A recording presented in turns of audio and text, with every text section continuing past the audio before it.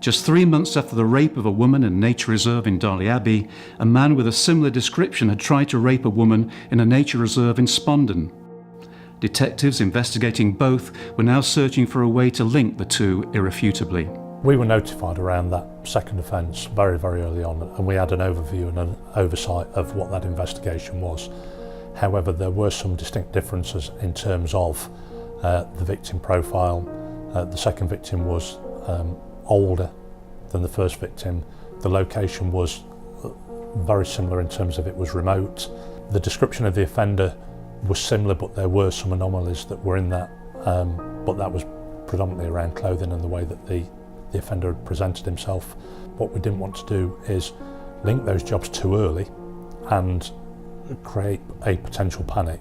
We needed to methodically work our way through that and make sure that we got those clear, tangible links that would mean that actually the offender for the offence at Darley Abbey was the same offender for the offence at Spondon that occurred in December 2015.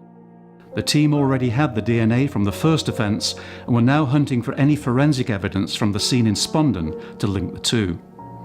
The focus fell on finding false fingernails belonging to the victim, which were broken off in the struggle and may have contained crucial DNA from the attacker.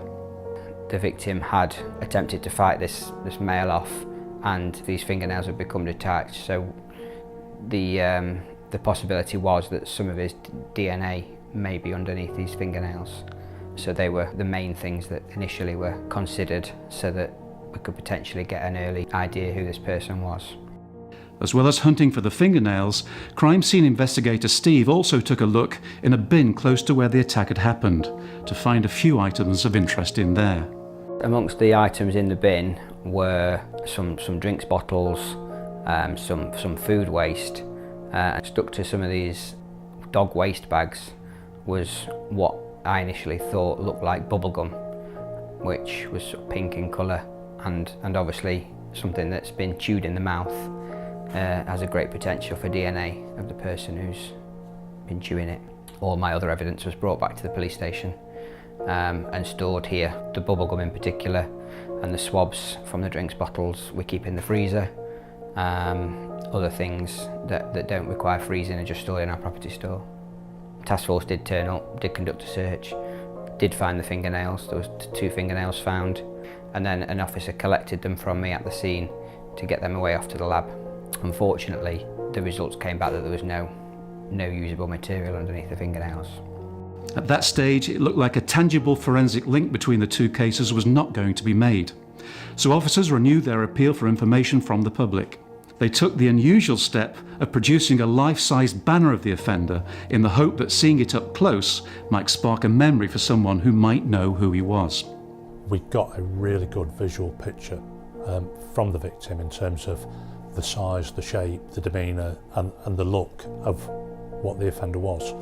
And so the idea behind the banner was we could get a specialist artist in, we could sketch that impression of how the victim remembered the offender as she'd gone through this traumatic ordeal, and we could then publicise that in terms of somebody within that community may know somebody that matches that description, and that would then lead us to a number of people that we could go out, request their DNA and put that for comparison against the profile that was held that we knew that the offender had left behind.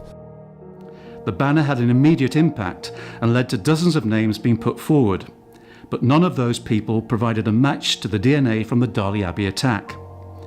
Meanwhile, detectives working on the Spondon attack issued an e-fit of the offender, but were still no further forward.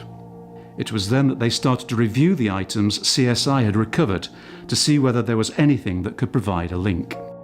The victim stated that as she was walking down the path, she was aware of a male in the area where the bin was, so then the items in the bin did become a bit more important. There was a Lambrini wine bottle, a water bottle, and there was a salad fork or a pasta salad fork, and the bubblegum.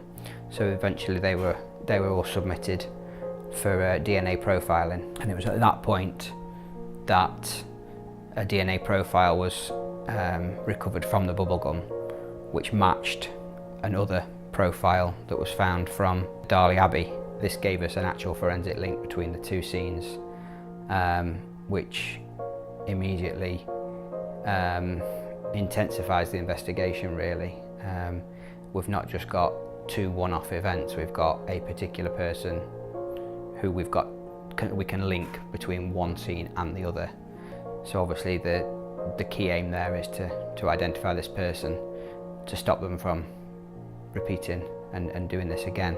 Put the same individual within the same locality within a specified period, and so it was that for us was a clear and tangible link that meant that yes, the description was similar, yes, we've got this remote location, but some of those anomalies that we had, i.e. a profile of the victim, it being a stranger rape within our city, which as we've already said is very, very unusual, kind of made us approach this with a little bit of caution. The DNA breakthrough meant that we were able to, with absolute confidence, link those 2 offences and say that it was probably the same offender that was responsible for both.